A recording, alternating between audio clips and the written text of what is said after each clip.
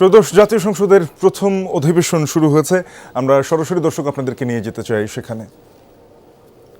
أعوذ بالله من الشيطان الرجيم بسم الله الرحمن الرحيم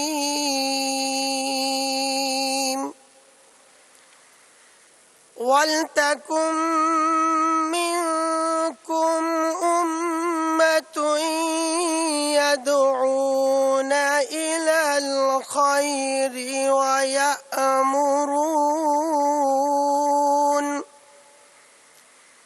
ويأمرون بالمعروف وينهون عن المنكر وأولئك هم المفلحون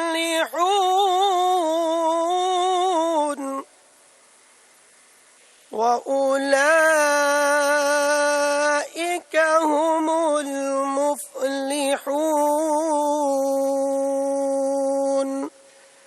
صدق الله العظيم। সূরা আলী ইমরানের 104তম আয়াতে কারিমা তেলাওয়াত করা হলো, যার বাংলা অর্থ এইরূপ: তোমাদের মধ্য থেকে এমন একটি দল থাকা উচিত যারা মানুষদের কল্যাণের দিকে ডাকবে, সত্য ও ন্যায়ের আদেশ দেবে আর অসত্য ও অন্যায় কাজ থেকে তাদের বিরত রাখবে। এরাই হচ্ছে সত্যিকারের সফল। বারাকাল্লাহু লানা ওয়া লাকুম ফিল কুরআনিল আযীম। আসসালামু আলাইকুম ওয়া রাহমাতুল্লাহ।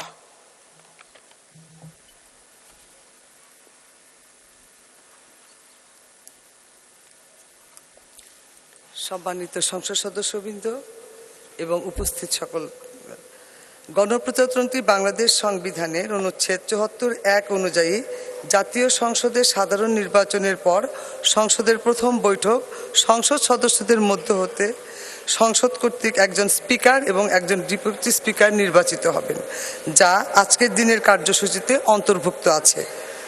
সাধারণত সাধারণ নির্বাচনের পর সংসদের প্রথম বৈঠকে বিদায়ী স্পিকার অথবা বিদায়ী ডেপুটি স্পিকার সভাপতিত্ব করে থাকেন। বর্তমানে বিদায়ী স্পিকারের পদশূন্য এবং বিদায়ী ডেপুটি স্পিকার ফৌজদারি মামলায় কারাগারে অন্তরীণ আছেন। অর্থাৎ বৈঠকের সূচনায় সভাপতিত্ব করার জন্য বিদায়ী স্পিকার বা বিদায়ী ডেপুটি স্পিকারের কেউই উপস্থিত নেই।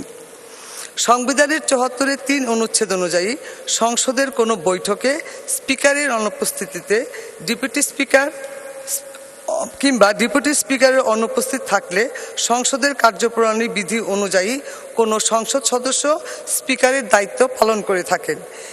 এ প্রেক্ষিতে সংবিধানের উক্ত অনুচ্ছেদ মোতাবেক সংসদ অধিবেশনের প্রথম বৈঠকের সূচনায় বৈঠক পরিচালনার নিমিত্ত সভাপতিত্বকারী ব্যক্তি নির্ধারণ করার ক্ষেত্রে কার্যপ্রণালী বিধির ২-১ তালবস্য ১২(২) এবং ২১ বিধি অনুসরণীয়।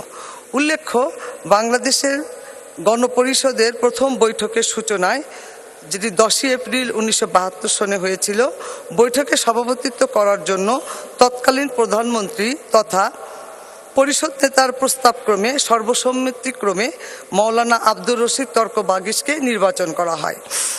পরবর্তীতে একই বৈঠকে মৌলানা আব্দুর রশিদ তর্ক বাগিশ এর সভাপতিত্বে স্পিকার এবং ডেপুটি স্পিকার নির্বাচন অনুষ্ঠিত হয়। এমন ত্রয়োদশ জাতীয় সংসদের প্রথম বৈঠক